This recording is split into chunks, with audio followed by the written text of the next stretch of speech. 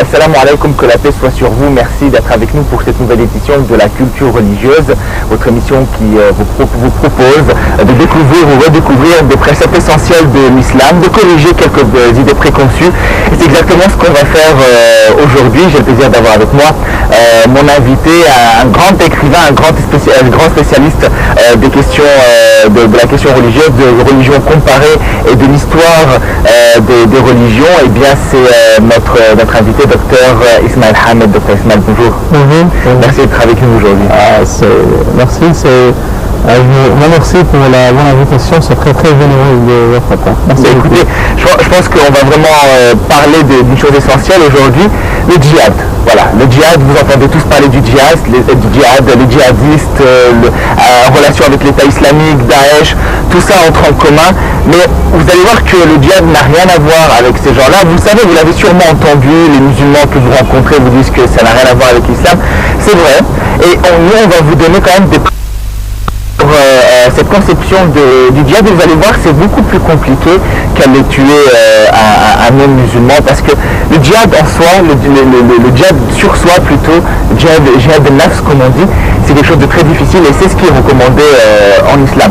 Nous allons vous donner des exemples de guerres en islam qui sont des guerres dites propres, c'est-à-dire qu'il y a quand même des codes de l'honneur, des codes respectifs à la guerre. Donc vraiment une émission qui a pour but de corriger toutes ces idées préconçues sur la guerre en islam.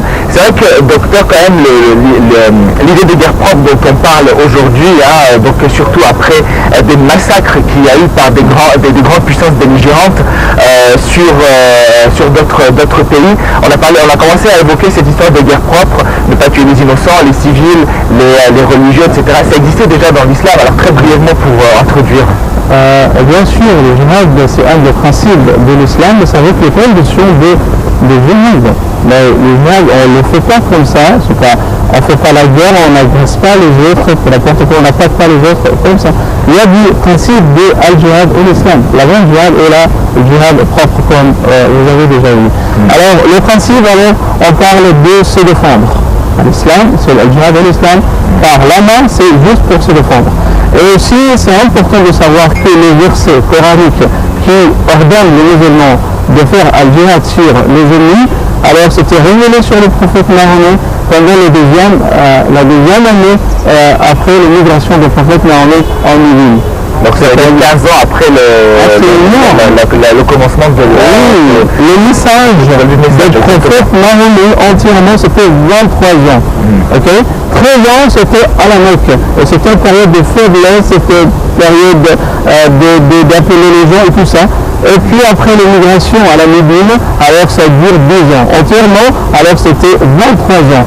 Le verset de al-jihad, pour donner de se défendre au début, et après pour propager l'islam, c'était pendant la deuxième année après l'immigration. Alors on va en parler plus en détail, docteur Ismaël, mais je vous propose tout d'abord un commentaire qui va, disons, introduire et plus de donner des détails importants sur le sujet. Je reviens.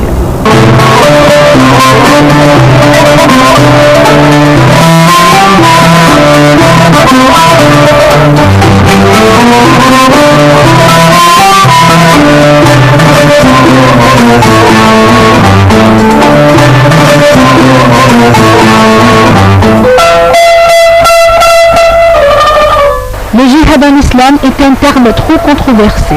Or, il ne signifie pas explicitement la guerre ou le combat. Il désigne aussi la lutte et l'effort. La lutte sérieuse et sincère, aussi bien au niveau individuel qu'au niveau social. Dieu a autorisé le djihad ou le combat contre ceux qui attaquent et transgressent les musulmans. On lit du Surat al-Baqarah: combattez dans le sentier d'Allah ceux qui vous combattent et ne transgressez pas. Certes, Allah n'aime pas les transgresseurs. On lit dans la même sourate: les mois sacrés pour les mois sacrés. Le talion s'applique à toute chose sacrée. Donc, quiconque transgresse contre vous, transgressez contre lui à transgression égale et craignez Allah et sachez qu'Allah est avec les pieux. L'islam prêche aussi le recours à la paix au cas où l'ennemi penche au choix pacifique. On lit dans Surat al-Anfal: et s'il incline à la paix, incline vers celle-ci, toi aussi, place ta confiance en Allah, car c'est lui l'audient et l'omniscient. Dans Surat al-Mumtahana, on lit: Allah ne vous défend pas d'être bienfaisant et équitable envers ceux qui ne vous ont pas combattu pour la religion et ne vous ont pas chassé de vos demeures, car Allah aime les équitables. L'islam interdit strictement de tuer ceux qui ne font pas partie de l'armée.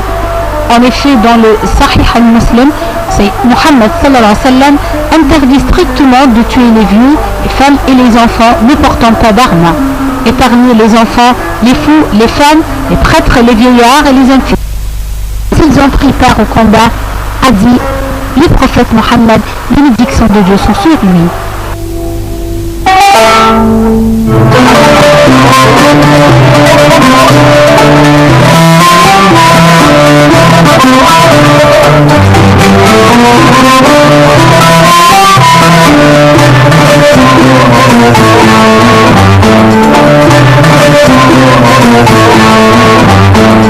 De retour à votre émission La culture religieuse, je reviens avec mon invité aujourd'hui, Dr Ismaël Hamed, qui est spécialiste en religion comparée et grand écrivain aussi sur l'histoire des religions. Dr Ismaël, alors tout d'abord, vous avez évoqué en introduction que le djihad n'a été, enfin la guerre déjà pour répandre l'islam n'a été introduite que 13 ans après le début du message. Alors si on disait, on faisait un bref résumé de la période avant le début des guerres, etc. en islam. Alors le message qu'on devait dire, c'était 23 ans. Les premières 3 années du message du prophète Mahomet, c'était secret. C'est un message secret. Donc le prophète n'était pas ordonné alors de parler aux gens en écrivant de la marque de courage en public. C'était juste là entre les amis, entre les voisins, les proches et tout ça.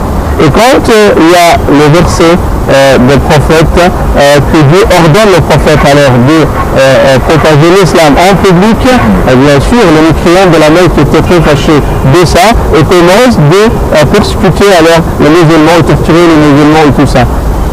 Puis pendant la 5e année, le prophète Mahomet, quand il a vu beaucoup de persécutions, beaucoup de tortures sur les compagnons et tout ça, qu'est-ce qu'il dit?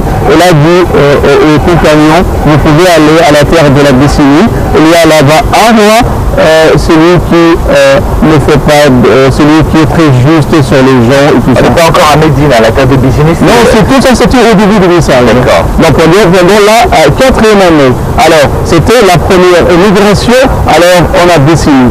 Donc pendant cette période, le prophète alors pouvait dire aux compagnons, vous devez se défendre contre les mécréants, vous pouvez alors attaquer les mécréants pour se défendre et tout ça. Mais il a dit, non, je n'étais pas ordonné alors de combattre les mécréants. Et pour ça, alors c'était la première visite de l'Abyssinie. Et puis, pendant l'année après, la 6e année de message, encore la persécution, la torture était plus forte et plus exagérée de la part des mécréants. Puis encore, le prophète ordonne les compagnons et Sahaba pour aller en Abyssinie pour une deuxième visite. Pour ce cas-là, alors les mécréants ou les dirigeants et les leaders de Quraysh, alors ils ont envoyé Amr ibn al-As ou Abdullah ibn Rabi'a pour Anagashi, c'est pour discuter avec lui, pour dire que ces gens-là, ils sont des espions, ils ne sont pas bien, alors ils ont abandonné leur famille, c'est à cause de leur religion. Et leur religion, au départ, on est dans une transmission, disons, de bouche à oreille, discussion, etc. Oui. Et puis petit à petit, le message se voulait plus public, et c'est là que les guerres ont commencé. Il y a quand même un verset dans le Coran il y en a même plusieurs, mais je vais prendre le plus connu, c'est la Coran Fiddin. Donc pas de contrainte en islam. On continue par le verset qui dit la voie de la droiture se distingue par le mauvais chemin. Donc en fait, ça veut dire que chacun est libre de choisir sa religion. Alors comment vous expliquez cette espèce de dualité entre pas de contrainte en islam et ces guerres justement qui ont été instituées pour répandre l'islam? Principalement, ça c'est à cause de la mauvaise interprétation. La mauvaise interprétation, chacun interprète les versets du Coran, c'est d'après alors son image, c'est d'après sa vision. Et il y a des gens qui sont fondamentalistes, il y a des gens qui sont violents. Ceux qui ne connaissent pas la tolérance ne sont pas tolérants. Moi je vous parle à l'époque du prophète là, je vous parle à l'époque du prophète et de ses compagnons. Ah oui, c'était les compagnons. Non, mais pas de l'époque d'aujourd'hui. Ah ok. On est toujours dans le... Parce que nous on va se référer quand même au prophète et ses compagnons. C'est-à-dire que ça c'est la base, c'est notre sunnah. On va se référer à ça. Ensuite, ce qui se passe actuellement c'est peut-être autre chose. Mais là voilà, donc pourquoi à cette époque-là il y a eu donc ces guerres? Ok. Alors, c'est pas une guerre, c'était al-jihad. Dans cette période, c'était pour propager l'islam. La raison principale, c'était pour dire aux gens qu'il y a une religion. Cette religion-là, les prophètes de cette religion, le messager, c'était Mahomet. Il a des bons principes qui parlent de morale, qui parlent d'entité, qui parlent de beaucoup de bons principes qu'on a besoin dans notre vie pour leur dire qu'il y a un seul Dieu. Ce Dieu-là, il est le Dieu créateur du monde, de l'univers et tout ça. C'est un Dieu juste, c'est un Dieu alors qui donne toujours le bien aux gens et tout ça. C'est juste pour informer les gens pour la religion. Après ça, ceux qui veulent se convertir à l'islam, ça va. Ceux qui ne veulent pas ne sont pas obligés parce qu'il n'y a pas d'obligation à l'islam, comme c'est mentionné dans le Coran. Et c'était le principe pour les musulmans pendant cette période-là. Contre qui les musulmans faisaient la guerre en fait? C'était contre... Parce qu'à l'époque il y avait des empires, donc il y avait l'empire romain, il y avait à l'époque différents empires. Vous dites maintenant. Alors, il y avait pendant cette période des adversaires, les plus grands pouvoirs mondiaux pendant cette période, les Perses et les Romains. Ouais. Les Perses alors ils ont occupé l'Irak et la zone alors c'est de l'Est de l'Asie. En même temps, il y avait les Romains, ceux qui ont occupé alors la Syrie, la Palestine, la Jordanie, l'Égypte et tout ça. Donc, si les musulmans voulaient propager pour l'islam et parler aux gens, aux peuples de l'Égypte, de la Syrie, de la Palestine sur l'islam, il y a les Romains qui font la guerre, il y a les Perses qui font la guerre contre eux. Donc, quand les musulmans alors voulaient propager ça, donc c'était la guerre contre les occupants. Ceux qui occupent n'est pas problématique.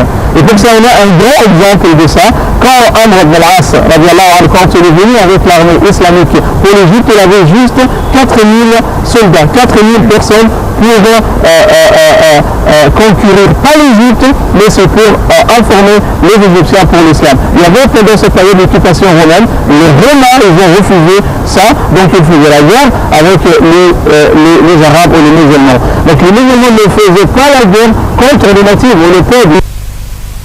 Et pour ça, il y avait un problème entre les Égyptiens et les Romains. C'est à cause de la persécution romaine. Les Romains faisaient beaucoup de tortures, faisaient beaucoup de persécutions contre les Égyptiens et les Coptes.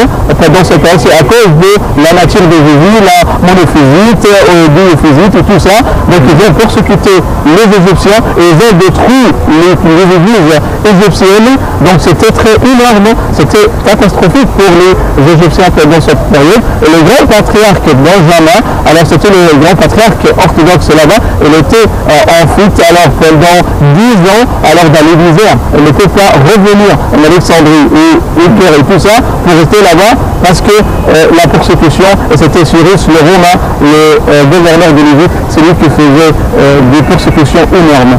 Et quand les musulmans ils ont gagné contre les Romains et les Romains étaient chassés, Amr ibn al-As a entendu que le patriarche copte est en fuite, donc il a appelé pour le retour et puis